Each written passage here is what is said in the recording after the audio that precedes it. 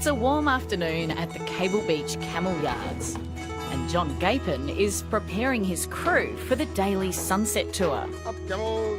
Up, up, up, up, up! Jerry, up. It's not always glamorous work. Yeah, we've got these poo collection devices. We obviously don't want to leave poo all over Cable Beach, so the Shire require us to have poo collection bags. But John and his wife, who bought the business 18 years ago, reckon they've got it pretty good. I feel like I've won the Tatsotto jobs, quite frankly. I mean, my office is at Cable Beach. They're a beautiful animal to work with.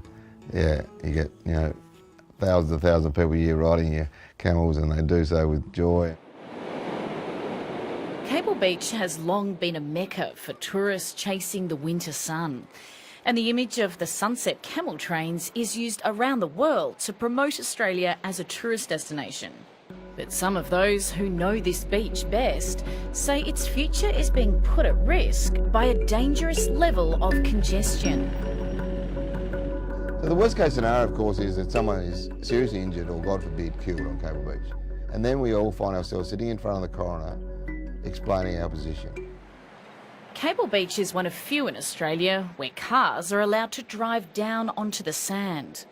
It's part of the Broome social culture, if you like, where, let's go down, we'll meet you down north of the rocks this evening and we'll have a barbecue or a catch-up, or on the weekend, and I think over the years the appeal for tourists is grown in that area too, where people could, especially older people who haven't got, the ability to walk miles to get to access to a beach, they can go down and enjoy the beach.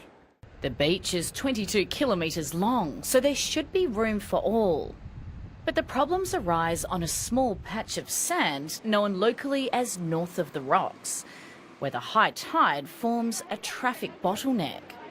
Locals say the combination of fast-moving cars, slow-moving camels, small children, roaming dogs and elderly nudists is potentially deadly.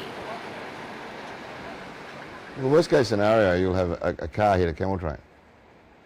You've only got to have a situation where someone's speeding, a child or a dog runs out in front of them, the people swerve to avoid them or something similar, and then it got lost control and they've hit a camel train. I mean, imagine the horror of that. To me, it's like they should not be mixed, cars and camel riding.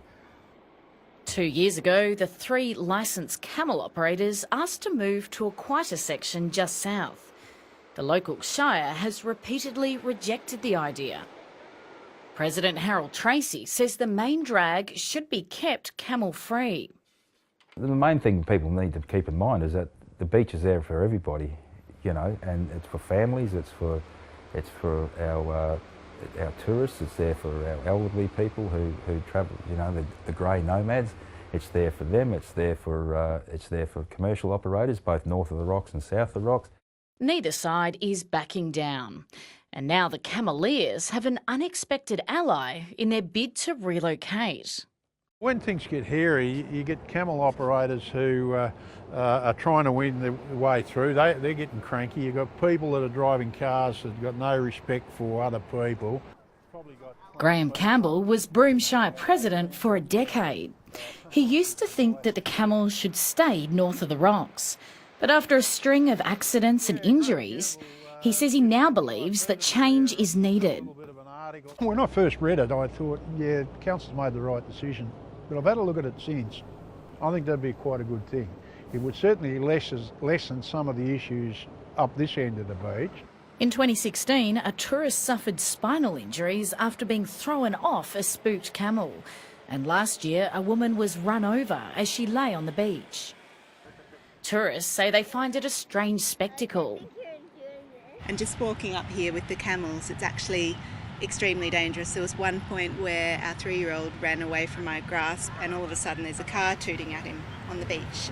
There's also the question of whether tourists are getting the view they were promised on the postcards. You've got your dogs out of control, you've got nude sunbaking. And again, I just see all these things being contrary to conducting a passive, relaxing, iconic activity like camel riding with diesel fumes and balls and music and people running around and dogs off leads, and so it's just, to me, it seems a very strange mix. Shire President Harold Tracy admits there are safety issues at the beach, but says it's not to the extent that the Cameliers make out. Shire Rangers are cracking down on speeding, but it appears the cars, the camels and the nudists will have to coexist for the time being. It's all about monitoring these things, and if the time did come where we were saying, well, look, there's 40% more vehicles on the beach now than there was 5 years ago, then we have to have a look at that.